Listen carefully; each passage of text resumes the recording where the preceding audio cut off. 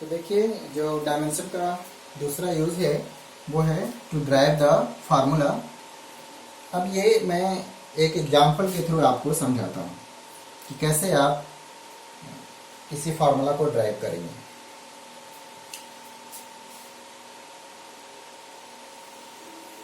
एक circular path है और इसका रेडियस है r। इस सर्कुलर पाथ पर m मास का पार्टिकल v वेलोसिटी से रिवॉल्व कर रहा है। कॉन्सेप्ट समझिएगा। When a particle revolves on circular path of radius r with velocity v, then there is a force acting on the particle towards the center of the circular path, and that force is known as centripetal force. तो centripetal force mass of the particle, velocity of the particle और radius of the circular path पर depend कर रहा है। अब आपको बताना है कि सेंट्रीपिटल फोर्स के लिए फार्मूला क्या होगा। जब भी कोई फार्मूला बना है तो कोई लॉजिक तो रहा होगा उसे बनाने का। तो एक तरीका यह भी है फार्मूला ड्राइव करने का with the help of dimension. तो आपका जो फर्स्ट स्टेप होगा, स्टेप फर्स्ट, ये पहचानना कि जो फार्मूला आप ड्राइव करने जा रहे हैं वो फिजिकल क्वांटिटी और किन किन फिजिकल क्वांटिटी पे डिपेंड कर रहा है। तो यहां आपको निकालना है सेंट्रीपिटल फोर्स के लिए फार्मूला, और सेंट्रीपिटल फोर्स डिपेंड कर रहा है मास, वेलोसिटी और रेडियस पे। तो पहले तो आप इसे ये लिख लो पहले स्टेप में कि F, और ये डिपेंड करेगा किस पे, मास, वेलोसिटी और रेडियस। मैं ऐसे लिख देता हूं अभी, ठीक है। बट हमें नहीं पता कि इसमें जो मास, वेलोसिटी और रेडियस इन्वॉल्व हो रहा है, इन सब में मास का पावर क्या होगा, वेलोसिटी का पावर क्या होगा और रेडियस का पावर क्या होगा। तो क्या करें, इसे आप ऐसे लिखो, इसे हटाओ और लिखो कांस्टेंट, और लेट कर लेते हैं कि इसमें जो मास इन्वॉल्व हो रहा है उसका पावर a है, जो वेलोसिटी इन्वॉल्व हुआ है उसका पावर b है, और जो रेडियस इन्वॉल्व हुआ है उसका पावर c। तो स्टेप फर्स्ट में क्या करना है कि जिस फिजिकल क्वांटिटी पे डिपेंड कर रहा है उन सबको इस तरह से लिख देना है। स्टेप सेकेंड,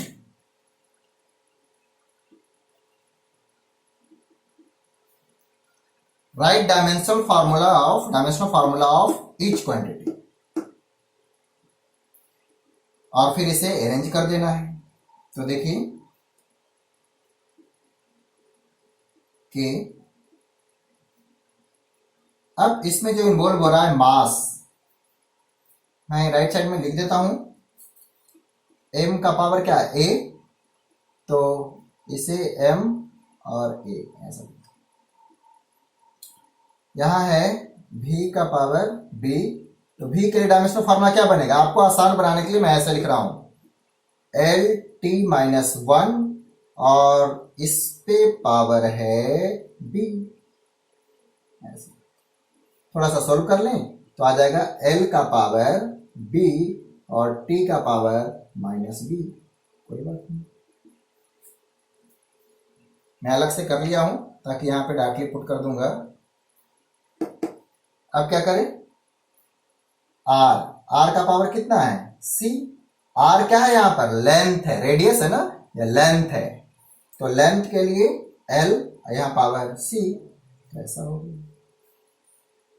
तो सेकेंड स्टेप में जो क्वांटिटीज इन्वॉल्व हो रहे थे उन सब का डायमेंशनल फार्मूला पुट कर देना है। तो क्या लिखना पड़ेगा बताइए, m का पावर a, क्या लिखें, l का पावर b और t का पावर -b, और क्या लिखें, l का पावर c। आप समझ गए ना, ये इसके लिए है, l का पावर b, t का पावर -b, v की पावर b के लिए, और ये r के लिए। थोड़ा सा अरेंज कर देते हैं इसी में इसे के, और अब बताओ m का पावर a है, रहने दो, l इसमें 2 बार है, मल्टीप्लिकेशन में है, तो आप लिखोगे l का पावर b प्लस में c, ठीक है ना, जब 2 सेम क्वांटिटी मल्टीप्लिकेशन में हो तो उनका पावर ऐड हो जाता है, और t का पावर हो गया -b। तो इस तरह से आपने सेकेंड स्टेप कंप्लीट कर लिया, ठीक है। थर्ड स्टेप में क्या करें, मैं इसे रफ कर देता हूं, ठीक है, इसे मैं रफ कर देता हूं, यहीं पर लिखूंगा। थर्ड स्टेप में क्या करते हैं कि जो लेफ्ट हैंड साइड में फिजिकल क्वांटिटी लिखा गया है आप उसका भी डायमेंशनल फार्मूला लिख के कंपेयर कर दो। तो देखो स्टेप हम लोग आसान बनाने के लिए लिखे हैं,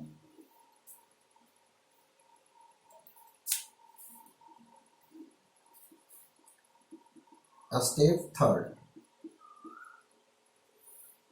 तो जो LHS में लिखा हुआ है फोर्स, उसका डायमेंशनल फार्मूला क्या होगा, आपको याद होना चाहिए, MLT-2।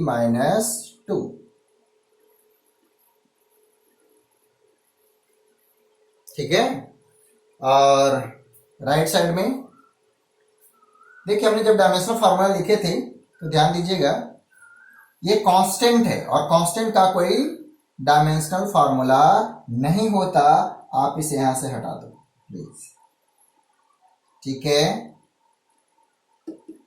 आपको लास्ट क्लास में बताए भी थे कि कांस्टेंट का कोई डायमेंशनल फार्मूला नहीं होता, हम इस स्टेप में सबका डायमेंशनल फार्मूला लिख रहे थे, तो इसका डायमेंशनल फार्मूला तो कुछ होगा ही नहीं, तो ये कांस्टेंट यहां से हट जाएगा, यहां से भी हट जाएगा। चलिए अब यहां कांस्टेंट नहीं है, क्या क्या राइट साइड में आ गया हमारा कि m का पावर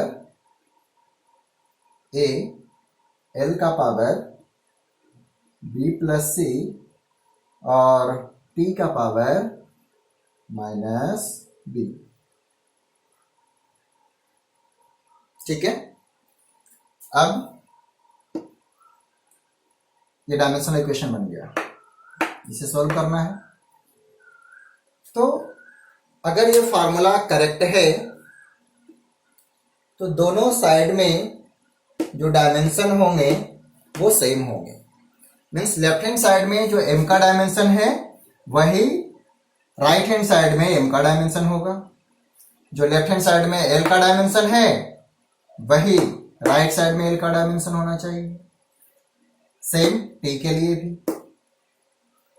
तो अब इसमें क्या करना है, कंपेयरिंग dimension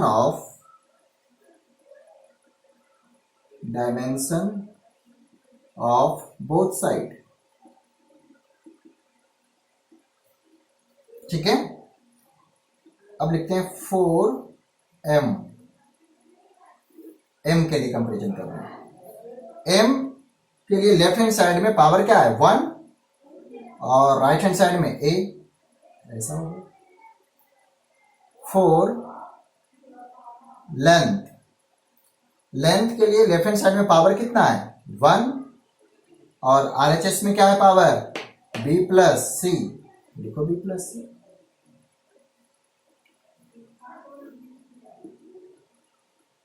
4 टाइम क्या है -2 और RHS में क्या है -b। यहीं से सॉल्व करते आ जाओ, यानी कि b की वैल्यू हो गई 2, b की वैल्यू यहाँ 2 रखो तो 1 = 2 प्लस c का वैल्यू -1 और a का वैल्यू आपने ऑलरेडी पता कर लिए थे 1। तो आप इस तरह से a, b और c का वैल्यू आपने पता कर लिया, ठीक है ना। ये a हो गया, ये b हो गया, सॉरी c हो गया और ये b हो गया। आपने तीनों वैल्यू पता कर ली। अब क्या करना है, इन सब का वैल्यू फिर से बैक आकर के यहां पुट कर देना, ठीक है। करते हैं, मैं थोड़ा सा इसे रफ कर देता हूं नीचे का पार्ट। थर्ड स्टेप में हम लोग यहां तक आ गए। अब क्या करें, अब इन सब का वैल्यू यहां पुट करें, क्योंकि हमें यही तो पता करना था। तो इस बार जैसा कांस्टेंट है वैसा ही रह जाएगा और इन सब का वैल्यू हमें इसमें पुट करना है, ठीक है। कांस्टेंट और m का पावर 1, v का पावर 2 और r का पावर -1 मीन्स फोर्स का फार्मूला हो गया k mv² बाय r। यहां पर k क्या है, कांस्टेंट। k क्या है, कांस्टेंट। तो बोल सकते हैं कि एक लिमिटेशन भी है यहां पर। इसका क्या लिमिटेशन है कि जो फार्मूला आप ड्राइव करेंगे उसमें कांस्टेंट क्या इन्वॉल्व हो रहा है आप इसके बारे में पता नहीं कर सकते। एक लिमिटेशन भी हो गई। क्या लिमिटेशन है, you can't say about the constant involve in the formula, ठीक है। You can't say about the constant involved in the formula, involved in the drive formula with the help of, दिख रहा है आपको, with the help of dimension.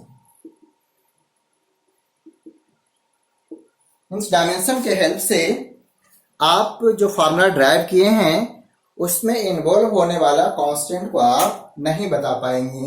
ये एक इसकी limitation भी है। तो प्रैक्टिकल करके इसे निकाल लिया जाता है। और मैं आपको जानकारी के लिए बता दूं कि यहाँ पर जो कांस्टेंट इन्वॉल्व हुआ है k, उसकी वैल्यू 1 होगी।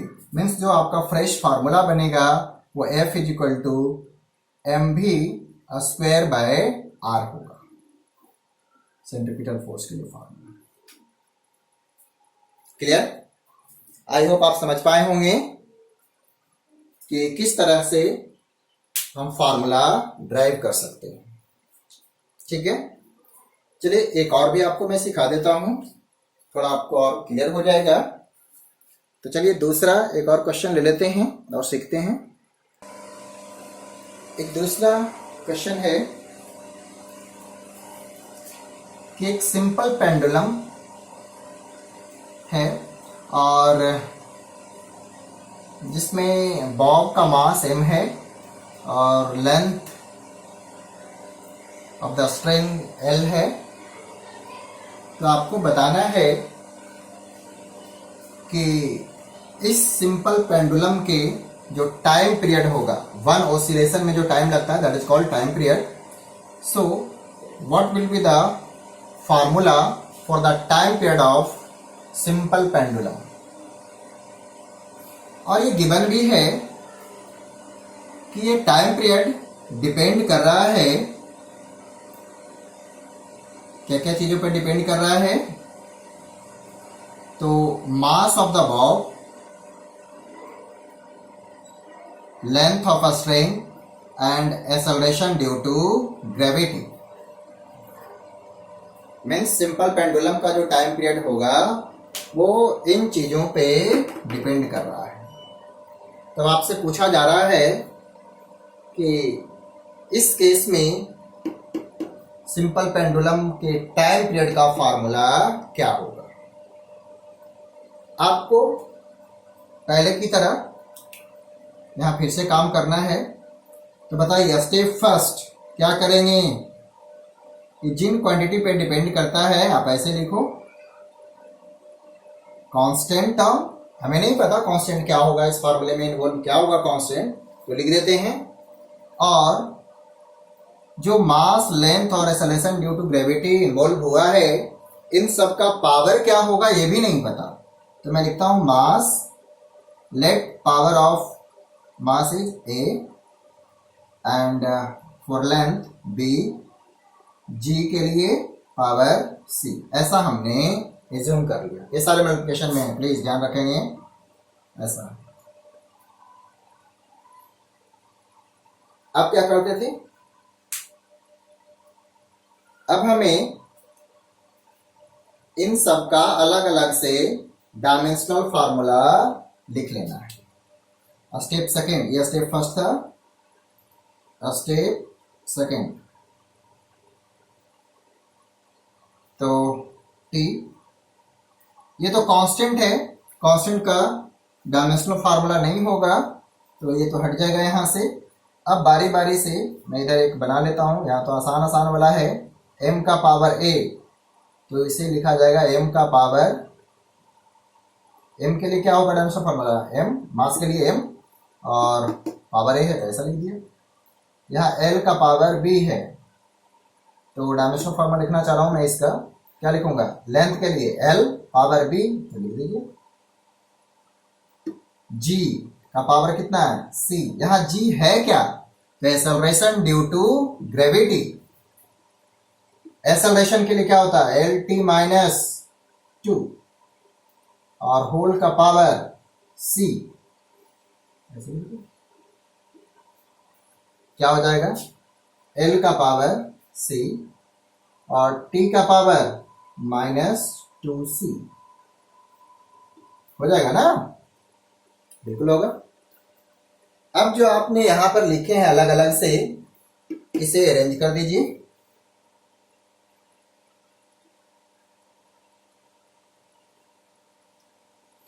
मास m का पावर a, लेंथ वाले के लिए l का पावर b, और g के लिए लिखना है l का पावर c और t का पावर माइनस 2c। आप चाहे तो यहां भी लिख करके डायरेक्टली लिख सकते थे, ठीक है। अब क्या करें, स्टेप थर्ड में LHS में भी जो फिजिकल क्वांटिटी इन्वॉल्व हुआ है इसका भी आप डायमेंशनल फार्मूला लिखो। स्टेप थर्ड पहुंच गए, ये तो हो जाएगा t का पावर 1, m का पावर a, l का पावर, बताइए b प्लस c, क्यों होगा, लेंथ इंटू लेंथ, एक बार लेंथ का पावर b है, दूसरी जगह पावर c है, तो ऐड हो जाएगा, और t का पावर है माइनस 2c।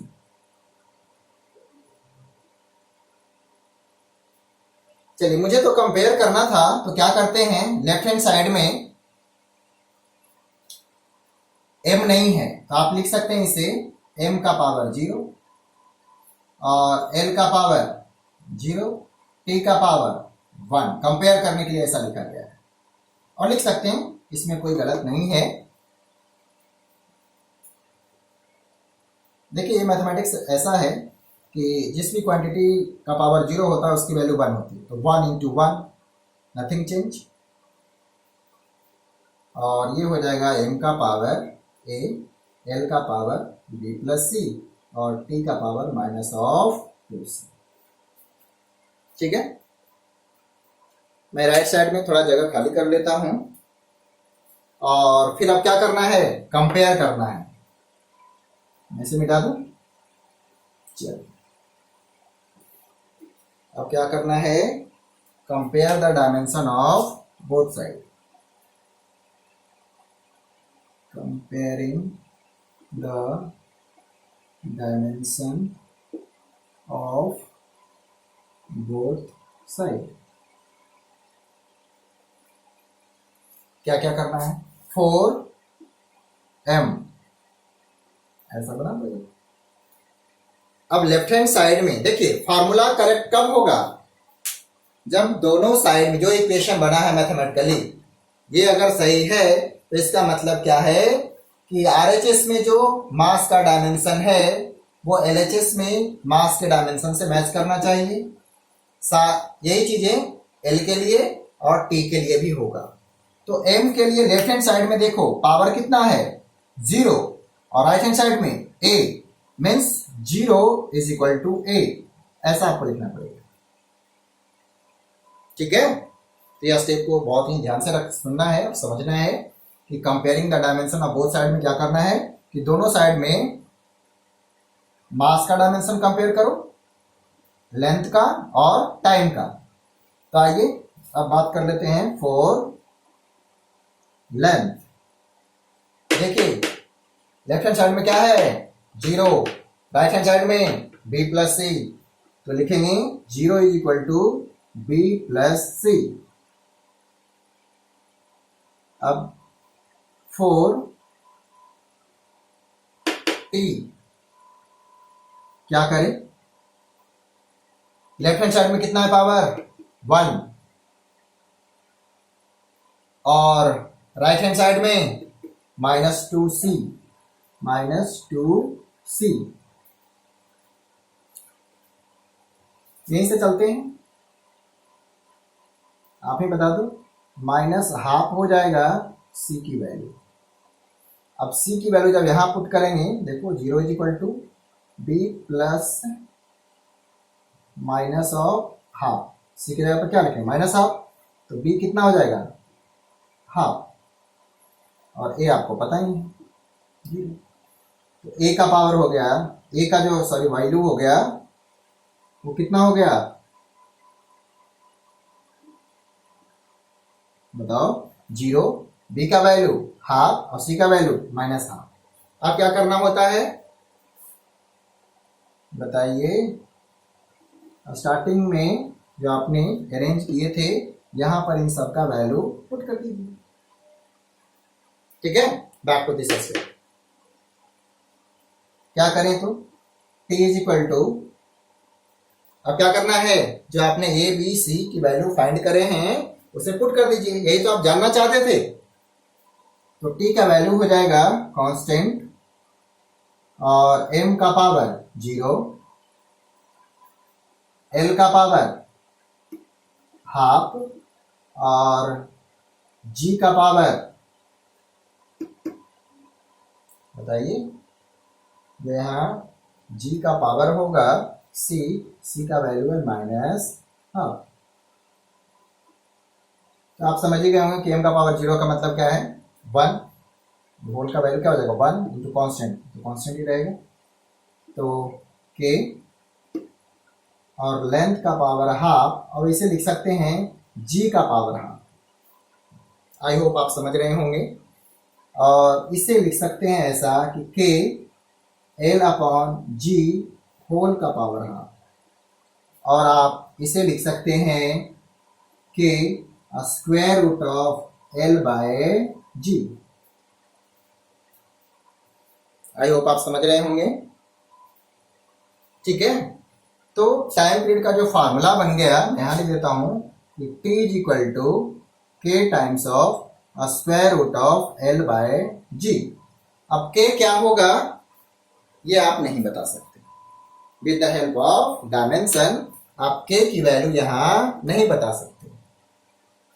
ठीक है, यही तो इसकी लिमिटेशन है, मैंने जस्ट पहले वाले क्वेश्चन में डिस्कस किए थे कि ये इसकी लिमिटेशन है कि डायमेंशन के हेल्प से जो फार्मूला ड्राइव होता है उसमें इन्वॉल्व होने वाला कांस्टेंट को आप नहीं बता पाएंगे।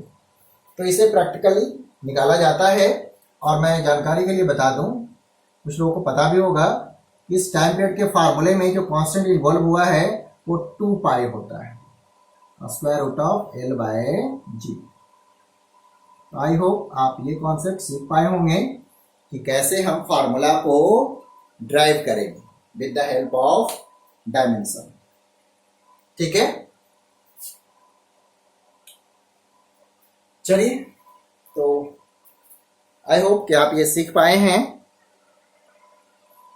मैं इसमें आपको एक होमवर्क भी दे रहा हूं, जो पहले की तरह ही आप मुझे सॉल्व करके दिखाएंगे और मैं वेट करूंगा आपका कि कौन पहले दिखाता है।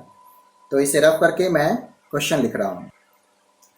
तो क्वेश्चन है जो आपने इसके पहले किए भी थे कि ऑर्बिटल वेलोसिटी के लिए आपने फार्मूला चेक कर रहे थे और वहाँ पे वो रॉन्ग आ गया था, तो उसी से रिलेटेड मैंने एक क्वेश्चन भी बना दिया कि अब आप ऑर्बिटल वेलोसिटी का फार्मूला बनाइए with the help of dimension. ठीक है, यहाँ पे v ऑर्बिटल लिखा हुआ है, ये v orbital stand for orbital velocity, और r हो गया ऑर्बिटल रेडियस, और m हो गया जिसके अराउंड ये प्लैनेट रिवॉल्व कर रहा है, और ये सोचो सन है, ये कोई प्लैनेट था तो उसका मास m।